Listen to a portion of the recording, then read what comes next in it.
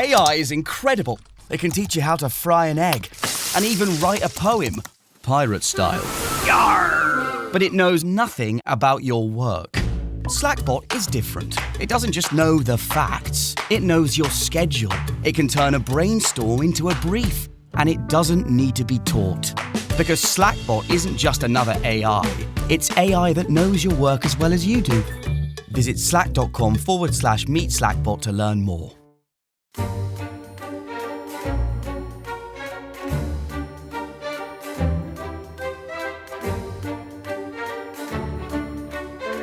A victorious line of march had been prolonged above 1,000 miles from the Rock of Gibraltar to the banks of the Loire. The repetition of an equal space would have carried the Saracens to the confines of Poland and the highlands of Scotland. The Rhine is not more impassable than the Nile or Euphrates, and the Arabian fleet might have sailed without a naval combat into the mouth of the Thames. Perhaps the interpretation of the Quran would now be taught in the schools of Oxford, and her pulpits might demonstrate to a circumcised people the sanctity and truth of the revelation of Mohammed. From such calamities was Christendom delivered by the genius and fortune of one man. Charles, the illegitimate son of the elder Pepin, was content with the titles of Mayor or Duke of the Franks, but he deserved to become the father of a line of kings. That was Edward Gibbon in The Decline and Fall of the Roman Empire, one of the most famous passages of historical prose ever written. He is describing the legacy of the Battle of Tours, which was fought on the 10th of October 732, or perhaps 733, nobody is entirely sure, between the Franks and what he called an invading force of Saracens. So Tom, great passage, great book, great subject. Yeah. Just bring some of it alive for us. So who is Charles? Who are the Saracens? Where are we and what's going on? Okay, so we are still in our series on the Franks. And Charles, who Gibbon in that passage is very careful to specify, is not a king, but a mayor or a duke of the Franks. Mm-hmm. He is perhaps the greatest of all the Frankish warlords since the time of Clovis, the king who founds the great kingdom of the Franks as the Roman Empire is falling. But we're now in the early 8th century, and Charles will be known from the following century onwards as Charles Martel, the Hammer. So a tremendous name for a guy who has a very mailed fist. The Saracens are an army in the service of the Umayyad Caliphate. So that is the first great Arab empire, the first great empire of Islam. And this is why Gibbon is casting it as a peculiarly decisive clash.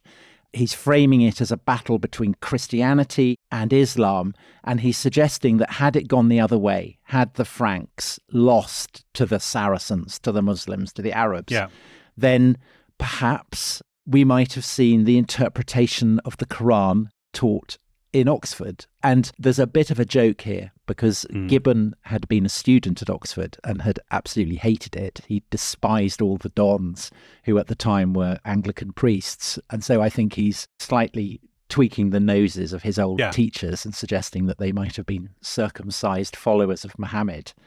But it's not just a joke, because Gibbon has a genius for, well, Byron referred to his solemn sneer. When he makes a joke, there's often a kind of very serious purpose. And he's making a serious point here. He's saying this is one of the great decisive battles of world history. And this is an argument that people made particularly in the 19th and early 20th century, isn't it? That the Battle of Tours, if it was fought in 732, was one of the genuinely pivotal moments when history might have gone differently, that had the Franks lost to the Saracens, then Islam, the advance of the Arab armies, would have continued up into France, and that the entire course of European and world history might have been different. And in fact, all Europe might have fallen within the kind of Islamic world. And people genuinely made that argument very vigorously, among them Adolf Hitler, right? Right. So most of the historians in the 19th and 20th century who are pushing this case, they see the possibility that Christian Europe might have become Muslim as a disaster.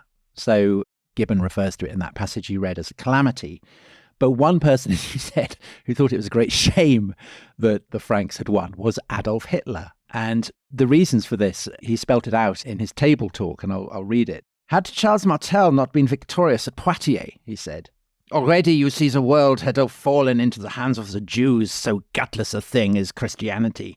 Then we should in all probability have been converted to Mohammedanism, that cult which glorifies the heroism and which opens up the seventh heaven to the bold warrior alone. Then the Germanic races would have conquered the world. Christianity alone prevented them from doing so. Crikey. Because to Hitler, Christianity is a kind of weedy, wet religion that encourages peace. But this is not what the vast majority of historical scholars now think, is it? Most agree now that the Battle of Tours was massively overblown. It was kind of a propaganda victory above all else, partly because the Arabs are not trying to launch a massive invasion of what was once Gaul. It's a raid, one among many that they launch, and the consequences are perhaps not as great as is often thought. Yes, so that's one argument that is, I would say, is pretty much the consensus now among academics on the status of the Battle of Tours, that it's not an invasion, that it's a raid, also that it's not a clash between Christianity and Islam, because no contemporary really seems to frame it as such. And also that, in a way, it owes more to faction fighting among various Frankish warlords, of whom Charles Martel is one, than it does to Muslim dreams of world conquest. But, there are plenty of other scholars who do hold to the kind of Gibbonian view, and it's a debate that's been rumbling away now for decades. And it is a debate that has kind of echoed beyond universities in a way that is unusual for debates about Frankish history. Because this, I would say in general, the period that we've been discussing, these centuries of Frankish history, are among the most obscure in European history. It's not a period that people know a great deal about. But the Battle of Tours does have cut through. And there's an obvious reason for that, which is basically the kind of political context in Europe today, and specifically the fact that over recent decades, the growth of the Muslim population in Europe has been considerable. And this particularly in France, so the ancient Frankish heartland, it has generated quite a far-right reaction. But, not only in France. So in Britain, for instance, there are now Muslim scholars preaching the Quran in Oxford.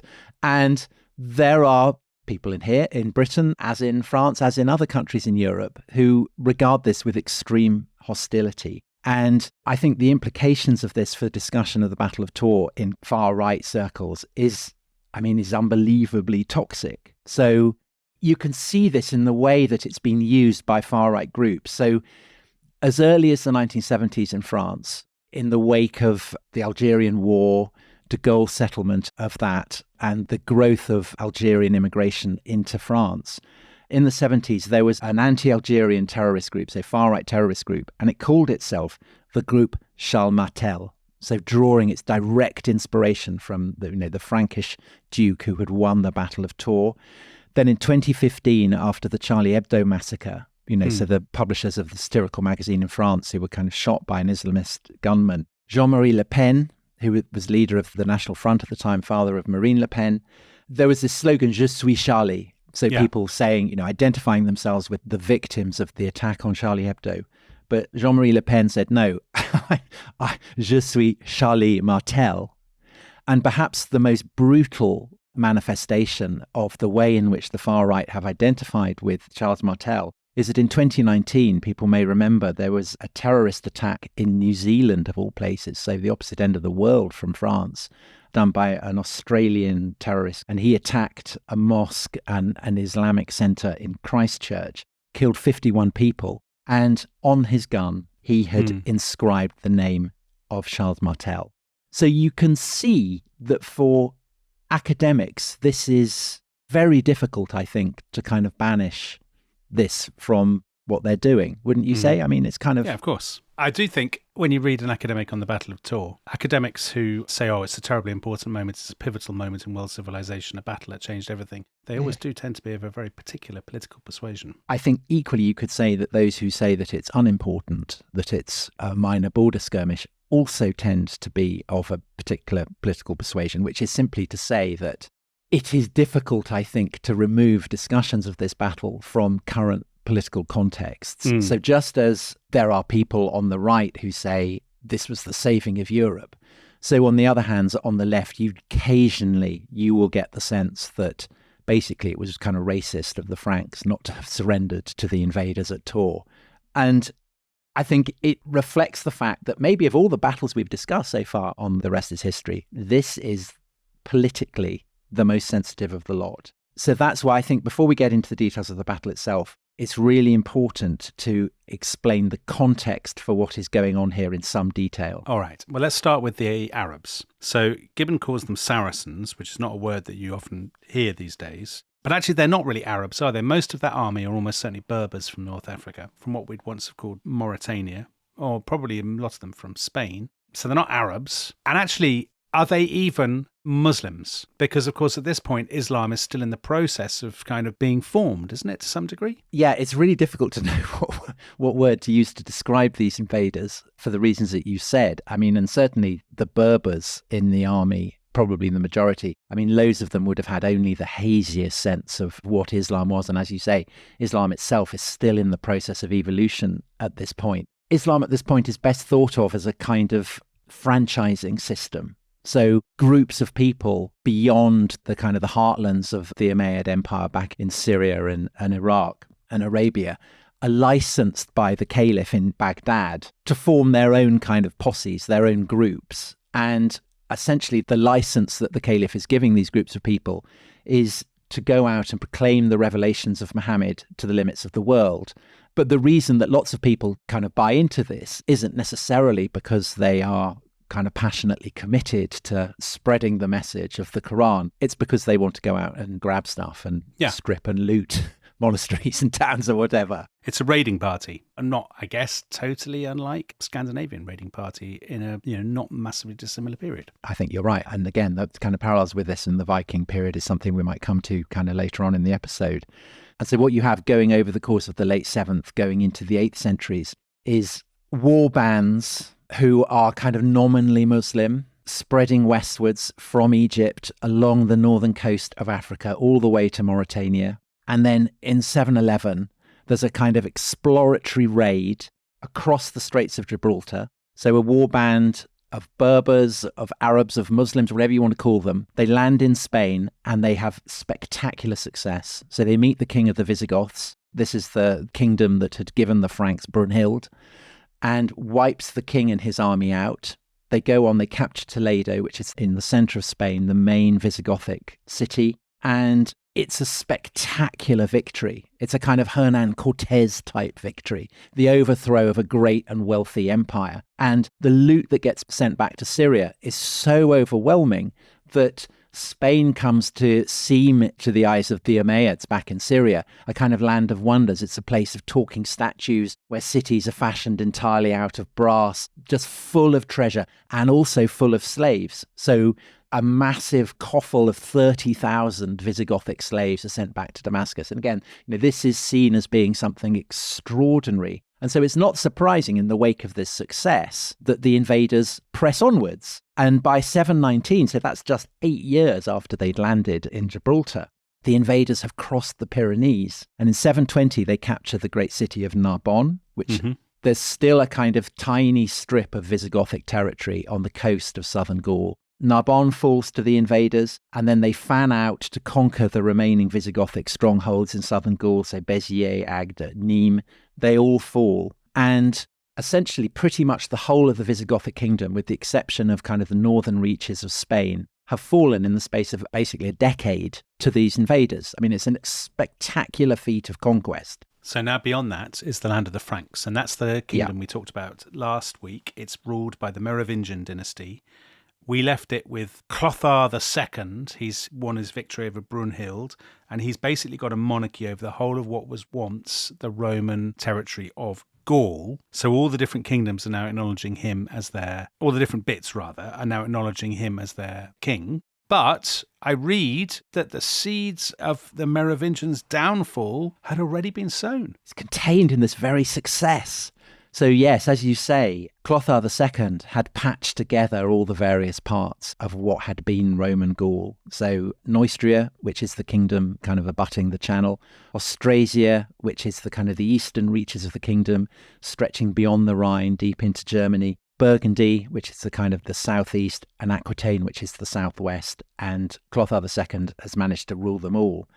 But the reason why this ultimately is not good for the Merovingian dynasty is that basically it's too large, it turns out, for Clothar II and his son and heir Dagobert to rule. So what Clothar ends up having to do is to essentially send his sons out to rule as kind of sub-kings. So one goes off to Aquitaine. He's absolutely useless. A chronicler dismisses him as simple-minded.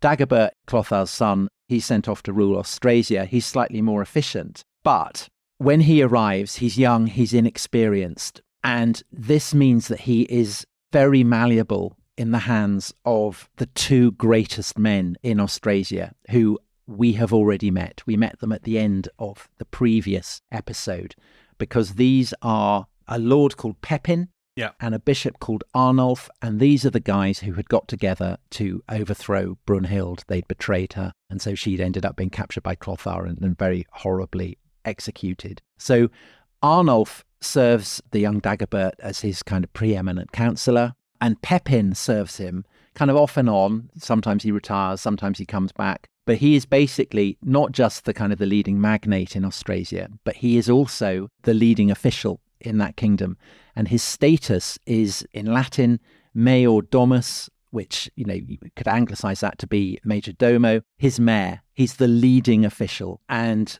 these officials are very, very ambitious. So powerful, ambitious and resolute were the mayores, who stood at the most important junctions of Merovingian polity.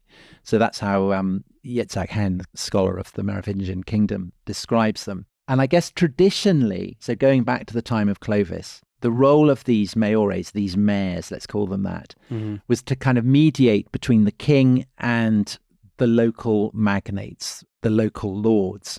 But Pepin is so able, so powerful, Dagobert is so kind of inexperienced and young, that Pepin is able to make himself into something more than that, effectively the power behind the throne. And Pepin's achievement is to set up what effectively is a kind of shadow dynasty to the Merovingian dynasty. So Pepin's daughter goes on to marry the son of Arnulf, the bishop, who's the kind of the chief advisor. Yeah. And this couple, they have a son who is absolutely kind of in every sense a chip off the old block. So he, like his grandfather, is also called Pepin. So he's called Pepin of Herstal by the chroniclers to distinguish him from his grandfather. He becomes the mayor of Austrasia in 680. And I mean, he's not just the power behind the throne. He puts the throne in his shadow. He is an absolutely domineering figure.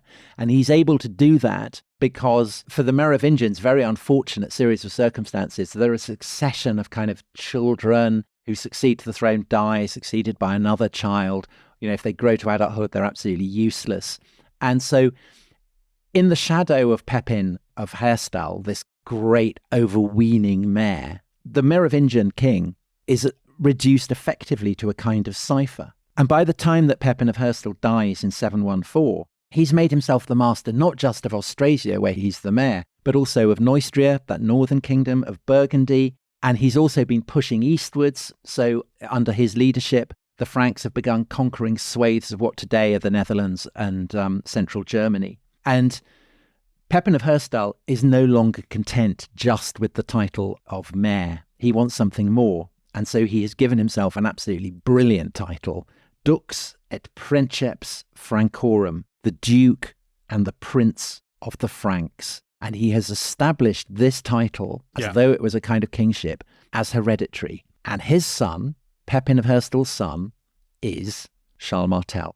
Right, so Charles Martel, although there was a Merovingian king, we don't need to really worry too much about him. He's called Theodoric IV. Yeah, he's useless. But Charles Martel is the ruler of huge swathes of what was once Gaul, Austrasia, Neustria, Burgundy, and so on. But that leaves one other place in the southeast of France, which is Aquitaine. and Aquitaine stands against Charles Martel. Is that right? And this is going to be very important for our story of the Battle of Tours. So Aquitaine has got a duke called Odo, or Odo. Let's call him Odo. So tell me about him. He's a very grizzled, experienced bloke. He is battle-hardened, cunning, and absolutely does not want to submit to the rule of Charles Martel. You know, he wants to effectively maintain his kind of independence. He's Frankish, but he's able to draw on the kind of the ancient traditions of the Roman province that had been there. So it's a kind of independence that he wants to uphold. And this has been fine while he's only had to deal with Charles Martel and the kind of the Franks to the north of the Loire. The nightmare for Odo is the arrival of the Saracens, as he calls them. He is sandwiched between these two terrifying enemies. So he's got the Frankish kingdom to the north, and he's got the Saracens who are kind of riding up from the south. And so, unsurprisingly, Odo tries to kind of play these two kind of menacing enemies off against one another. So in 721, the Umayyad forces, they've completed their conquest of the Visigothic stretches of Gaul. And so then they turn their attentions to Aquitaine. And the spring of 721, they lay siege to the greatest city in Aquitaine, which is Toulouse. And Odo turns to Charles Martel and he says, look, we're all Franks together. Can you come and help me? This is a nightmare. And Charles Martel, far from rallying to the cause of Christendom, he says, no, I'm not interested. You're on your own. So poor Odo has to kind of basically deal with this crisis under his own agency. And he does it very, very effectively because he gathers his forces together. He approaches the besieging Arabs around Toulouse by stealth, and he takes them completely by surprise and he wipes them out. And this is the first great defeat suffered by the Umayyad forces in Europe. And Odo's absolutely triumphant. He writes a letter to the Pope saying, I'm absolutely brilliant. I've killed 375,000 Saracens, which is possibly an exaggeration, but clearly it is a crucial victory. For the moment, he has saved Aquitaine from invasion, and he's won a breathing space, not just for himself, but also for Charles Martel up in the northern lands, basically to prepare for the storm that they know is going to come. They know the storm clouds of war are gathering, and so both men prepare for the invasion that is coming. And they know this because even though the Umayyads have been defeated before the walls of Toulouse, they have not been expelled from Gaul. And they are launching raids all the time, northwards, as far as Burgundy, right? Right. So Autun in Burgundy, which Brunhild in the final years of her regency had made her capital, a kind of very beautiful ancient Roman city, that gets put to the torch. Lots of other towns do, particularly monasteries. You compared the Arab invaders to the Vikings. Yeah. For the same reason, they target monasteries because they're full of kind of riches that can be carted off. And so this is looking really bad. So Odo, his strategy is to try and kind of pick Arab warlords off and enter into an alliance with them. And he succeeds in doing this with a Berber warlord called Uthman, who has been given the command of what today is Catalonia. So for the Umayyads, it's a kind of border region, a marcher region. And Odo wants to stabilize his southern frontier, and Uthman wants to carve Catalonia out as a kind of independent fiefdom. He wants to rule it under his own steam rather than in subordination to the Umayyad governor in Toledo. And the alliance is signed in 730, and to seal it, Odo gives Uthman his daughter in marriage. Can I just stop you right there? So a lot of listeners may find that really interesting because that obviously undermines the idea that there's this sort of titanic clash of civilizations and that people are consciously engaged in a clash of civilizations, because here you have an alliance between Christian and, in inverted commas, Muslim, and a marriage alliance along with that. So there's no sense that they've crossed some kind of tremendous ideological divide in doing that. No, because what matters to both men, Odo and Uthman, is power politics. That's much more important than any sense of a kind of titanic clash of civilizations. And to begin with, it seems to work. There is stability along the line of the Aquitanian border. Uthman is able to establish himself as independent. But trouble is brewing. The storm clouds of war continue to gather because back in Toledo, the news of this alliance goes down like a cup of cold sick. And unfortunately for both Uthman and Odo, the governor in Toledo, he's a new governor, is exceedingly able and also exceedingly devout. And this is a man called al-Rahman al-Ghafiqi. He is from Arabia. He's from the Red Sea. He comes from the heartlands of Islam. He, probably far more than most people in Spain, is completely on top of what is becoming Islam. And he is not prepared to put up with this. So his response is completely devastating. 731, he invades Catalonia. He defeats Uthman, has him killed, captures Uthman's wife, who is the daughter of Odo, and packs her off to Damascus to live in the caliphal harem there. So, that's bad news for Odo, and indeed probably for Odo's daughter. And you were saying that there's no real sense of a kind of clash of civilizations going on. While al-Rahman is doing this in Catalonia, Charles Martel is signally not helping the Christian cause, because he has crossed the Loire and is taking advantage of Odo's state of despair at the collapse of his alliance by launching an attack on Aquitaine and carting off loads of loot northwards to the Loire. So that's not helpful at all. Then the following year in spring, al-Rahman invades Aquitaine. He sweeps northwards through Gascony. He descends on Bordeaux. He captures it. He sacks it. Odo has been frantically marshalling men to try and resist this attack. He meets the army of al-Rahman on the banks of the Garonne beyond Bordeaux, and the result is a completely devastating defeat for Odo. And we have a chronicle that was written by an anonymous Christian priest back in Spain. It's called the Chronicle of 754 by scholars, and it's essentially our main source, our most contemporary source for what's going on. And he records of this battle that Odo's army was scattered into flight, and only God could know the number of those who died or were slain.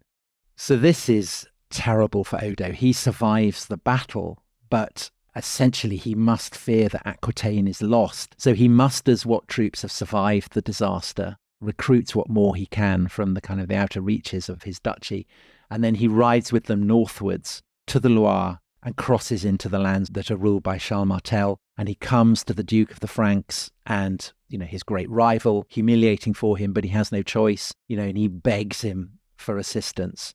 And Charles is still driving a hard bargain. It's not as though he feels, well, we're all Christians together in the face of this terrible threat. He drives a really hard bargain. He demands that Odo submit to him, that he acknowledge him as Odo's superior, and Odo has no choice, so reluctantly he gives his submission. Meanwhile, back in Aquitaine, al-Rahman's men, they've won this great victory, and they are keen to profit from it all that they can. So they are spilling out across Aquitaine.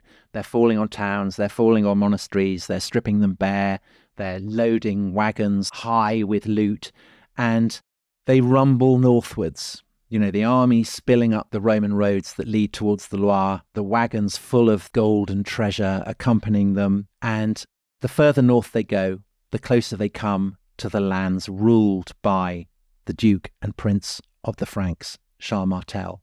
And I think for the Umayyad forces, there's a definite sense that they're venturing into unknown territory here. It's a long, long way from Toledo, let alone from Africa. They don't know much about Charles Martel. They don't know much about the people that he rules. They don't really have a sense of what might lay ahead. But there is one thing, of course, that they are alert to, and that is the prospect of plunder. And again, in this, they are like the Vikings. And of course, the nearer they head to the Loire, the more they are picking up the rumours of, not just a wealthy shrine, but a fabulously wealthy shrine. The wealthiest shrine in the whole of Gaul, rich in every kind of treasure.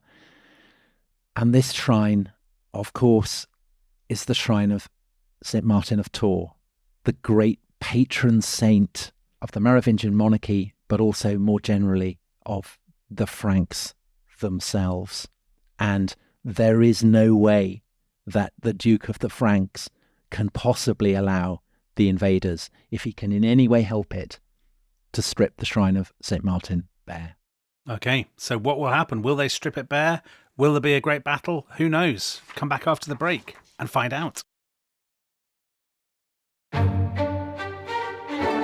This episode is brought to you by Rocket Money. Tom, we often talk about how to organise our finances. I'm very conscious that I'm paying for a lot of mad subscriptions. And there's one thing that we've talked about often on this show. It's the thing that we probably hate more than any other, and it's a hidden fee. I would love to get my finances under control. There are all these things piling up on our bank statements, and I think I need to fix this problem. I need to sort this out and to stop this. I mean, my finances are so chaotic that I need this app. So I'll tell you what it is. It's called Rocket Money. It's a personal finance app that helps find and cancel your unwanted subscriptions. It monitors your spending and it helps to lower your bills so that you can grow your savings. With Rocket Money, you can track all of your subscriptions and you can easily cancel within the app with just a few taps, saving you time, avoiding charges. And you can also set budgets and goals and get personalized insights and regular reports to track how you're doing. They will even send you real-time alerts for large transactions, upcoming bills, refunds, and even low balances. So let Rocket Money help you reach your financial goals faster. Join at rocketmoney.com/ishistory. That's rocketmoney.com/ishistory. rocketmoney.com/ishistory.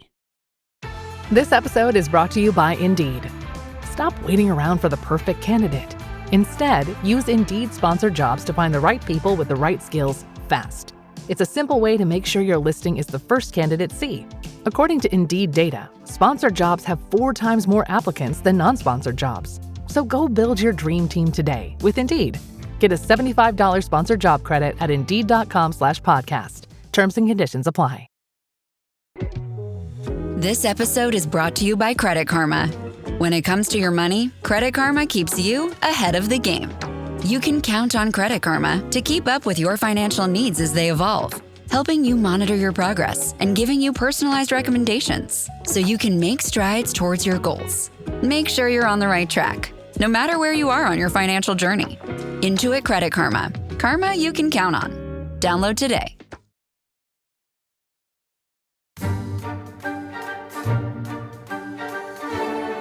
In this year, 2 comets appeared around the sun, striking great terror into those that saw them. One went before the sun, rising in the morning. The other followed it, sinking in the evening, as if foreboding dire calamity for east as well as west. Certainly, one anticipated the day's beginning, and the other the night's, so that they might act as a sign that evils threatened mortals at both times. They bore a fiery torch to the north, as if to start a fire. They appeared in the month of January, and remained for nearly 2 weeks. At that time, a very serious plague of Saracens plundered the Gauls with miserable slaughter. So that was the Venerable Bede, writing in the Ecclesiastical History of the English People. Now, Bede, not brilliant at dates, to be fair to him. He said this happened in 729. He's pretty good. He's the guy who comes up with our dating system. He's at least 3 years out here. Probably. So he dated the comets to 729, but there wasn't any Saracen invasion of Gaul in 729.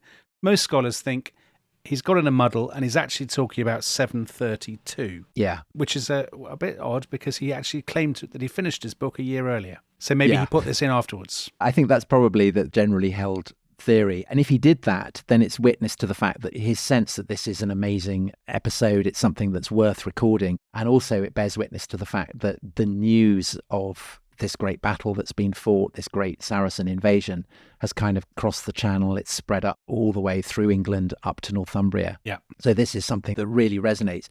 And if Bede is writing about this invasion of 732, then this is the earliest witness that we have to it. And it is indeed very dramatic. It's not surprising that Bede, who's kind of obviously very attuned to the flow of great events, would have heard of it and been interested in it, because we have 2 great and formidable generals coming up against one another.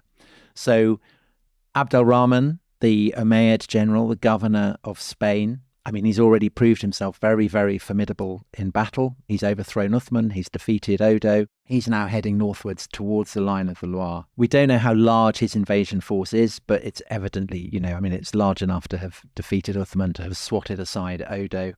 And it is also much, much better equipped than the Frankish army. I mean, I always remember I had a children's book of history that had an illustration of the Battle of Tours, and the Franks in that were kind of knights on armour, And the Arabs all had, they were kind of loosely, wearing their kind of flowing robes. They look like Saladin in the Ladybird Yes, books. exactly. But actually, it's the other way round. It's the Umayyad forces that are very much heavier in cavalry than the Franks. And they're also much, much better equipped. So a quote, Bernard S. Bachrach, whose book on early Carolingian warfare is brilliant on this whole campaign. And he writes that the Arabs had acquired by conquest the arms manufacturing infrastructure of what had been a large part of the eastern half of the Roman Empire. These production resources were far better developed than those found during the early 8th century throughout the empire's Romano-German successor states in the west. So basically, their kit is loads better. And also, the Umayyads, they're just much richer. They've had a century and more of plunder behind them. They can afford better armor, better helmets, better swords than the Franks have. And on top of that, they're also much more technologically advanced. So there's one key technological development that the Franks can't rival. And again, to quote Bachrach, finally, the Muslims had the technology to construct the composite recurve bow, which was made from various layers of bone, horn, and wood. These weapons were far superior to the wooden self-bows available to the northerners. In addition, the shorter and more powerful recurve bow could be used effectively by mounted troops. And I read that because I don't really know what a recurve bow is. I was about to say, it's one where the limbs of the bow kind of curve away. So it's a sort of more elaborate curve. Yeah. So they kind of curl back on themselves. Like a horn, almost. It's the kind you get in the Arabian Nights, isn't it? Yeah, Arabian Night kind of bow. And you can, because of the extra sort of tension or whatever, you can have a shorter bow. So in other words, it's easier to fire when you're on horseback. And also apparently it can go further than the Frankish bows can. So it's basically a brilliant bow. It's a great bow. It's a top bow.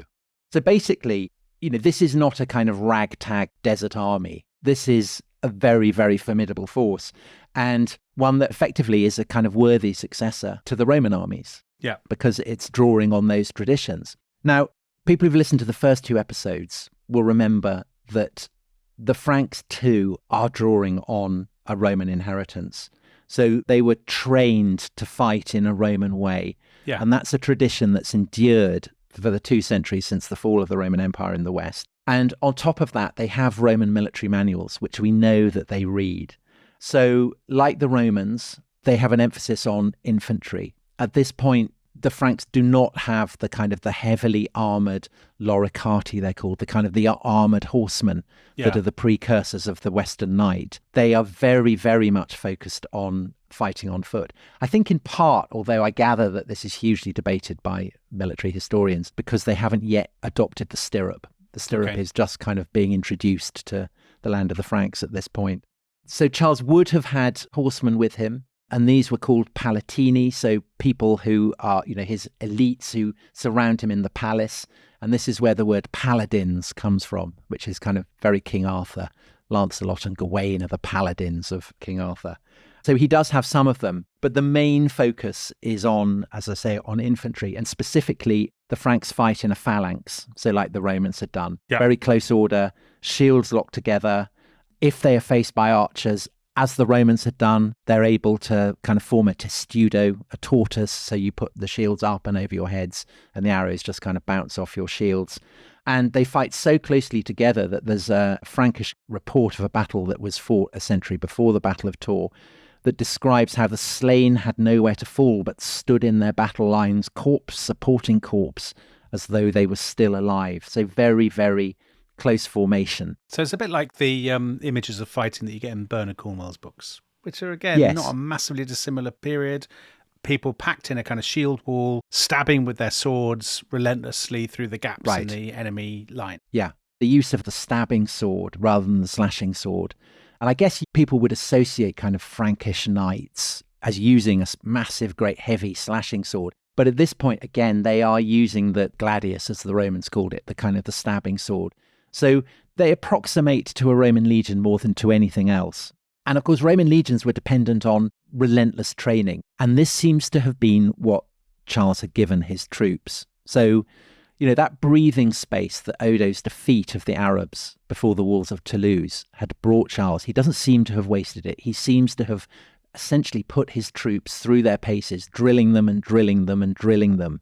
And even if his men are not as well equipped as the Umayyad forces, they are as well trained. And I think that this is what Charles is relying on to defeat them. So those are the armies. What about the strategy of the two commanders? So Abd-al-Rahman's strategy is very plain. He wants to sack the shrine of St. Martin. Mm-hmm. And there are various reasons why he would be particularly keen to do that. The obvious one is loads of his troops are following him in the expectation of loot. Yeah. Most of them, I suspect, are not motivated by a passionate commitment to the teachings of the Quran. They want to get as rich as they possibly can. Of course. And St. Martin's shrine promises them all kinds of goodies.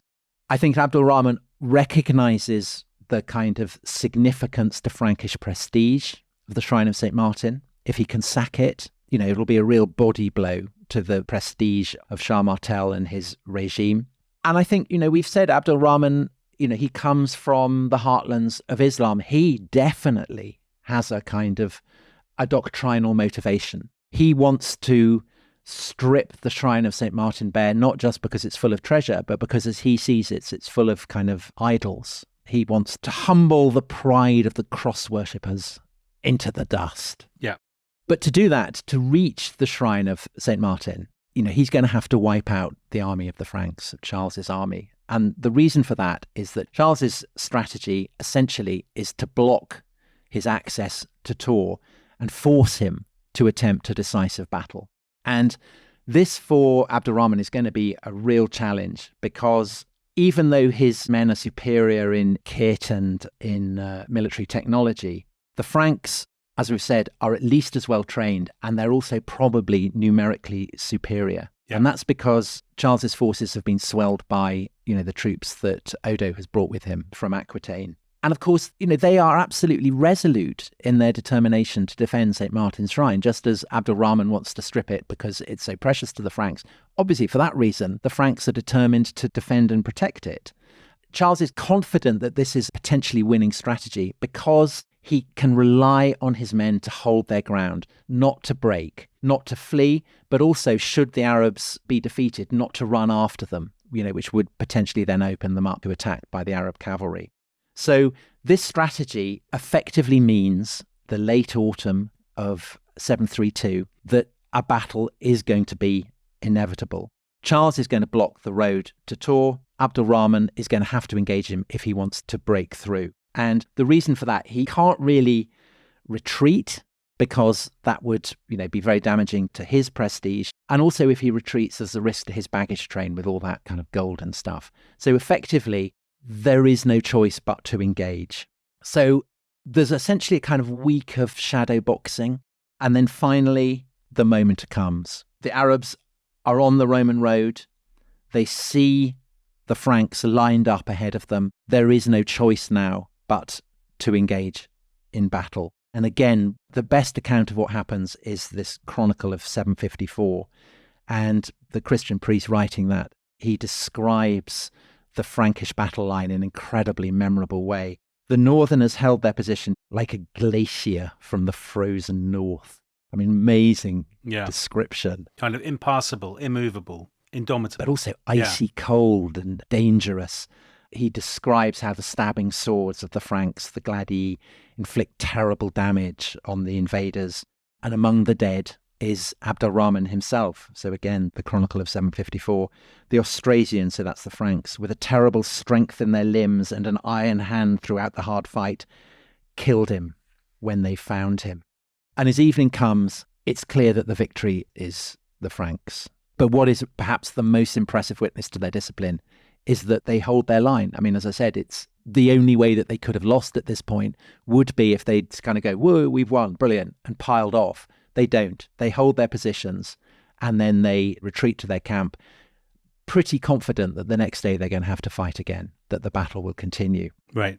And I'll describe what then happens and what they find when they wake up the day after this first engagement by quoting the Chronicle of 754. So this priest writes, "Rising from their sleeping bags at dawn, the Europeans," and it's such an interesting use of that. I think it's the first use of that phrase in any medieval chronicle. "The Europeans beheld the tents and camps of the Arabs' canopies located and ordered as they had been. Not knowing that they were all empty and supposing that the Saracens' phalanxes were prepared for battle within, they sent scouts and found that all the Ishmaelites' columns had escaped," so that's the Arab columns, and that all of them were secretly fleeing home, passing the night in tight formation.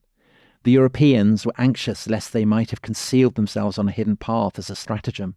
Stunned in every way, they hunted the surrounding area in vain. Making no further effort to find the aforesaid people, they returned to their own countries rejoicing with their booty and the evenly divided spoils. So that's it. The invaders, the raiders, have been beaten off, and they've vanished with their stuff because they don't want to lose what plunder they've already I think they leave gained. some of it behind, and this Right. is what the Franks pick up. Yeah. But the Franks don't pursue them. I mean, that's what's striking. They let them go. Right. And it's indisputably, for them, a great victory. St. Martin is safe. St. Martin is safe, and his shrine will never be threatened again. But this leaves open the question that we began this episode with. Yeah. What is the significance of this battle? Yeah. Is it world historical in its moment? Mm-hmm. And I guess the first question is, what do we make of this attack that the Umayyad forces have launched on the Loire? Is it a raid? Is it a maneuver in a kind of factional battle between assorted Christian and Muslim warlords? Is it a Muslim attempt to humble a Christian shrine? I reckon the answer to that is that it's all of those. Mm-hmm. I mean, they're not mutually exclusive. No. The desire for loot, the ambition that al-Rahman had to punish the treachery of Uthman and to kind of humble Odo into the dust, his zeal for Islam. I mean, all of these are clearly part of the mix of motivations, I think, that are encouraging him. But what it isn't is a long-planned, cold-blooded, coordinated, massive invasion. No. It's not that. It isn't. But I think that doesn't mean that it's not significant. Mm-hmm. Let's do a counterfactual. al-Rahman wins. Yeah. Charles Martel is killed. Odo is killed. They march on the shrine of St. Martin. They strip it bare, and then they cart all the treasure back. And what happens next? We can never be sure in any of these situations. There are so many kind of intangibles.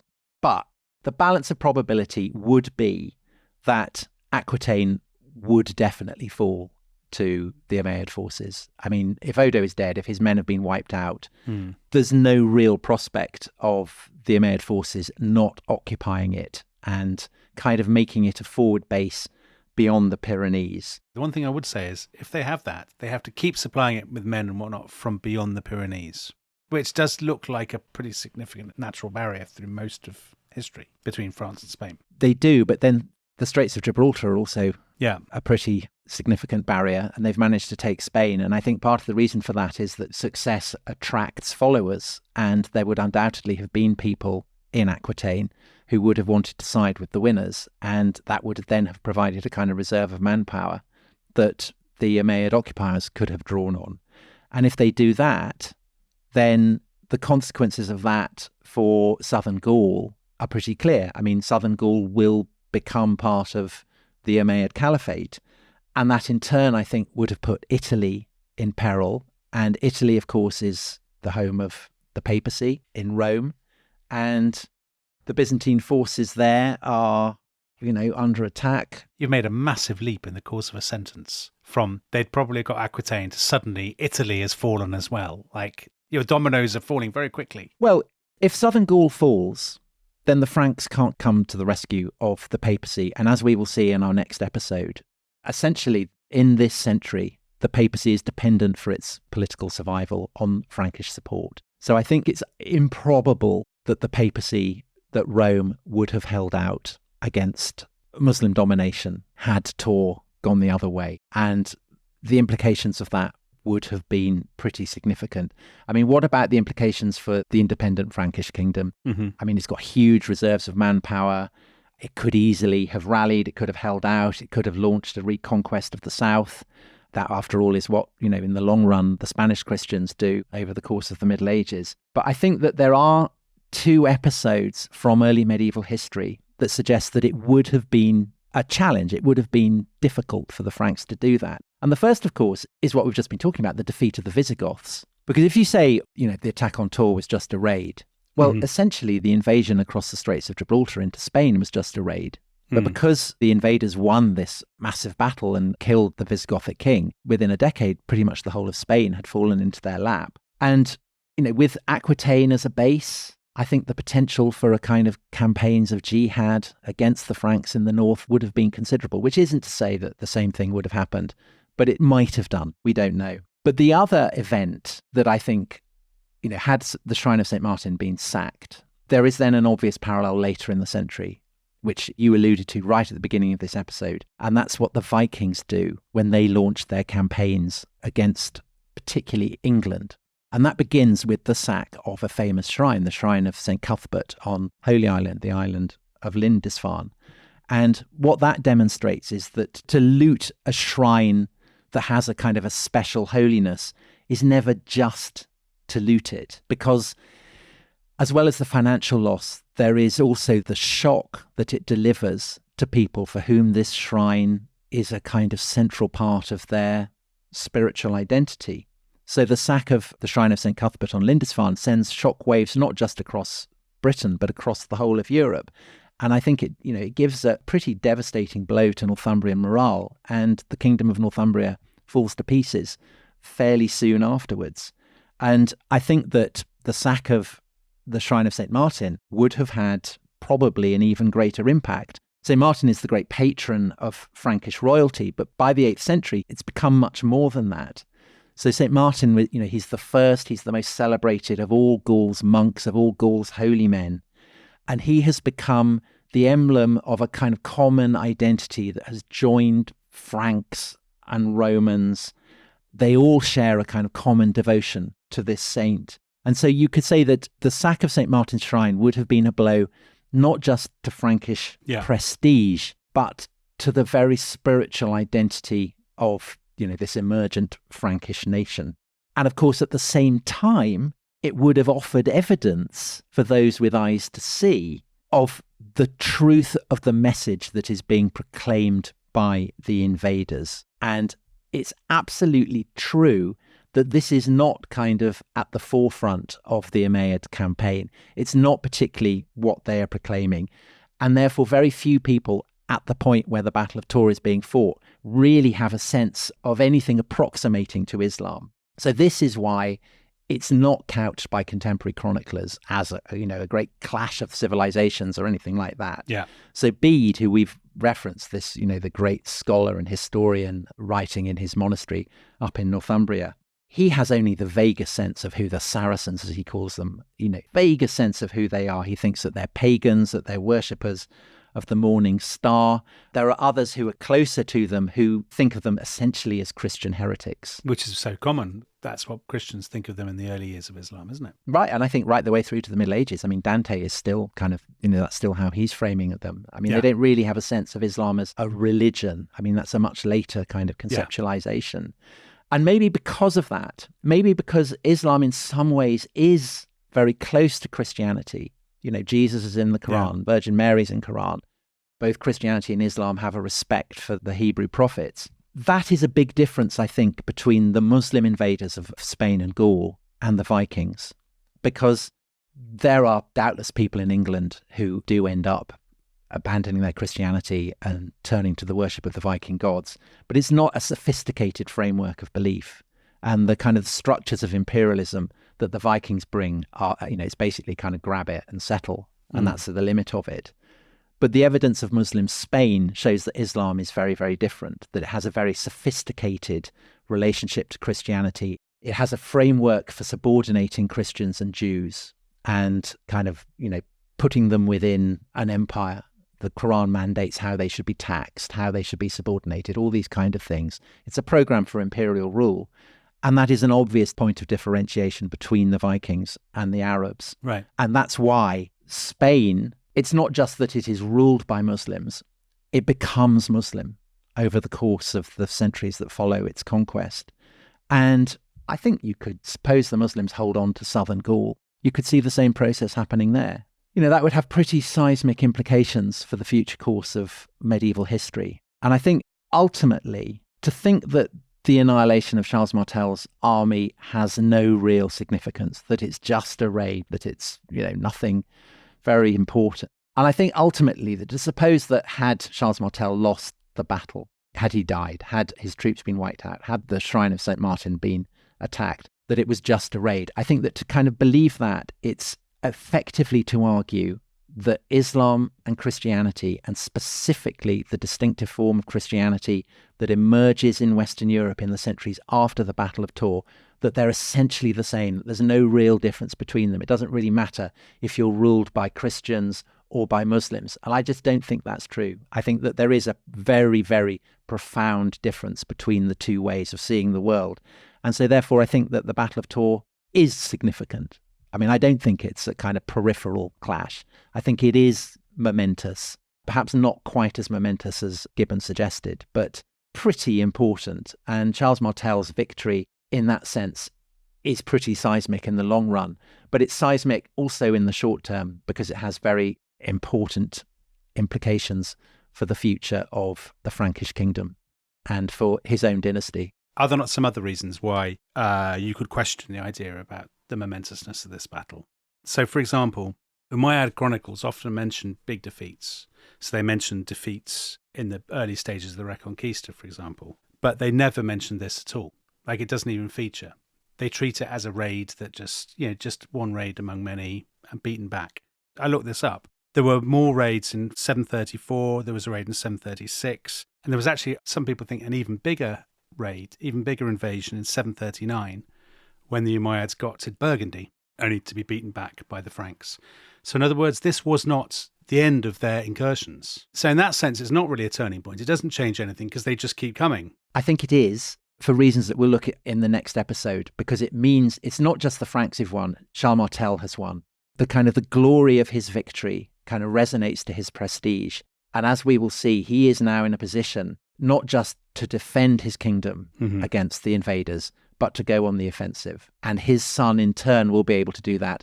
And his grandson, who is Charlemagne, will definitely be able to do that. But there's one other thing which is even more important, which I think is arguably much more important than the Battle of Tours.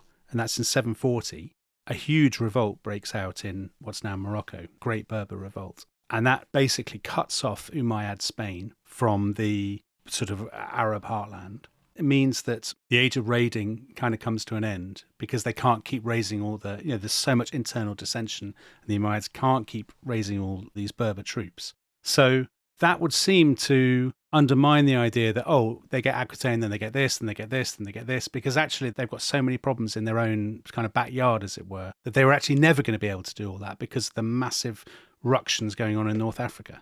No, I don't think so, because what also then happens after that is that, and we did this in our history of Baghdad, is that the Umayyads are overthrown by the Abbasids. But one of the Umayyads is able to get to Spain, where he establishes himself as its ruler and in the long term as its caliph. And this is the great golden age of Umayyad Spain. And it's ferociously and impressively formidable. It's a very potent military power, and it's a very great kind of civilizational power. And this is the period when you see large numbers of Christian Spaniards converting to Islam because, it has this kind of great force of appeal. It's culturally, militarily, politically more appealing than Christianity, which seems a kind of defeated and superseded way of seeing the world, way of explaining man's relationship to God. And had that realm that the Umayyads take over in the wake of the Abbasid revolution, had that extended to southern Gaul, had it extended to northern Italy, then, that would have been an even larger power base for the Umayyad Caliphate. All right, well, if people want to listen to that, they've got an episode on Umayyad Spain, which I greatly recommend. But for the time being, we're going to be going on with the story of the Franks, right, Tom? So what's coming up next? So coming up next, it's the son of Charles Martel and his relationship with the papacy, which is, again, a development of seismic impact for the future history of Europe and therefore, in the long run, the world. And this man, Pippin, who overthrows the Merovingians, makes himself king, he is the father of a much greater and more famous king, Charlemagne. And so at the end of our next episode, Charlemagne will be entering the story. Brilliant. So next up is our Charlemagne trilogy, one of the most epic stories we've ever done on The Rest is History. Now, the good news, if you're a member of the Rest is History Club, is that you should have all 3 parts of that trilogy right now. Now, if you're not a member of the club and you'd like to get your hands on them, all you need to do is head to therestishistory.com and sign up, and you can have that Charlemagne trilogy straight away. If not, I'm afraid you'll just have to wait. See you then. Bye-bye. Bye-bye.